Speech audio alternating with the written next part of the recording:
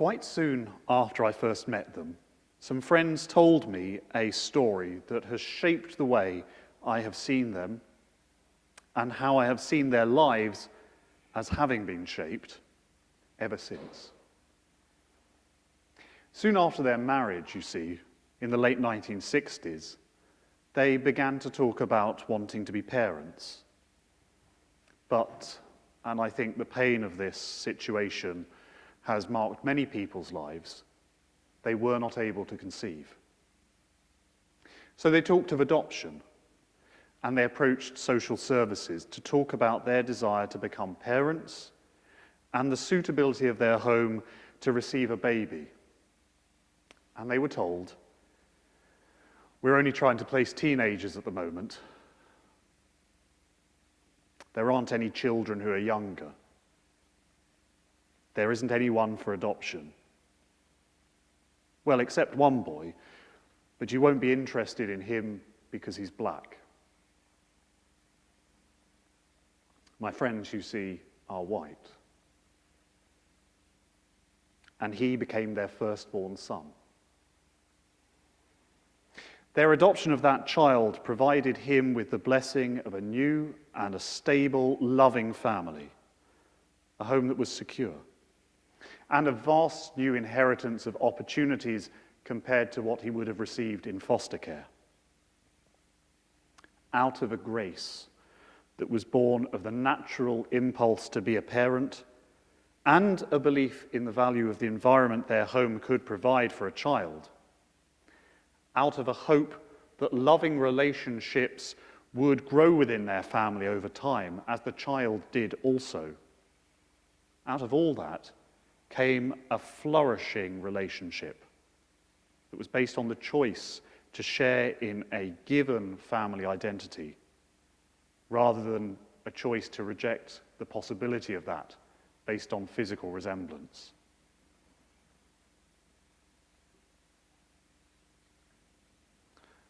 Though it was one based entirely on grace, this was a costly relationship, as all family relationships are.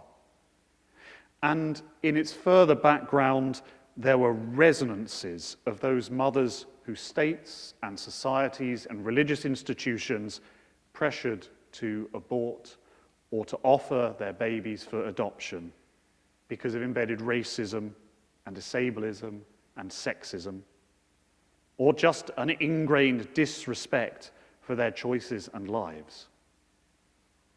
In the background to news stories at the moment, there are still these resonances of those mothers who are pressured to abort or offer their babies for neglectful and negligent life in state-run orphanages, leading to death as a legacy of colonial and racist attitudes, particularly in Canada.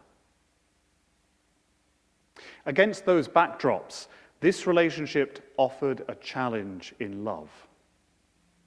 It was a perfectly ordinary family life that was also an extraordinary act of justice, a kindly prophecy, if you like, that has a deep resonance within it of how building up relationships of transgressive love can restore a better image of humanity as showing some resemblance of God's love.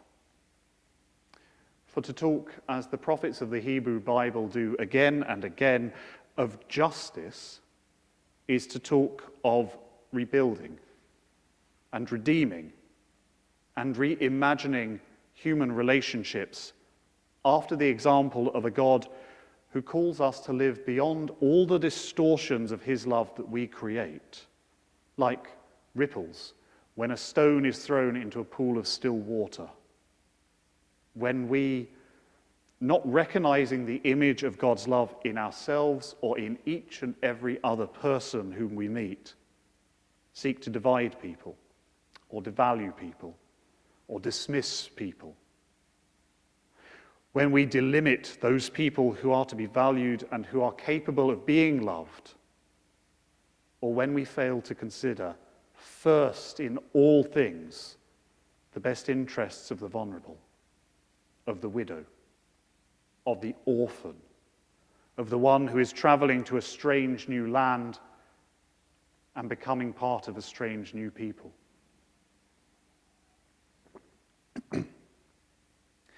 Christians find God's judgment against such sins in our blessing that we receive from Jesus Christ. In the proclamation of his first followers that all people may be reunited as God's own people. And in his teaching that those who are rejected and harmed, those who are hurt and poor and in pain, those who are from the outside of the exercise of power, are all being drawn into a flourishing new life within the parenthood and the family of God. We who are Christians are being blessed by that relationship, which is one we share and can share beyond the church. The formation of a family that is a true family in this sense is not based on biological relationship. It's found in a shared love that within our lives as children of God is also a prophetic calling to create a world of justice by, in turn, building up those relationships that inform and reform the injustices of states and societies and religious institutions. Sometimes they reform our hearts and our lives also. In those relationships, you see, we are being formed, like soft wax under the pressure of a seal, into those who hold more clearly the image of the Holy Spirit. We may not all look like each other. We may not all look like each other here at St. Mary's. And in fact, I feel that it is a mark of a healthy church when the congregation doesn't look anything like each other at all. But in our call to form relationships of love and self-sacrifice, we should come to resemble much more closely the God of love, whose Holy Spirit is the bond of peace that binds us together as his children.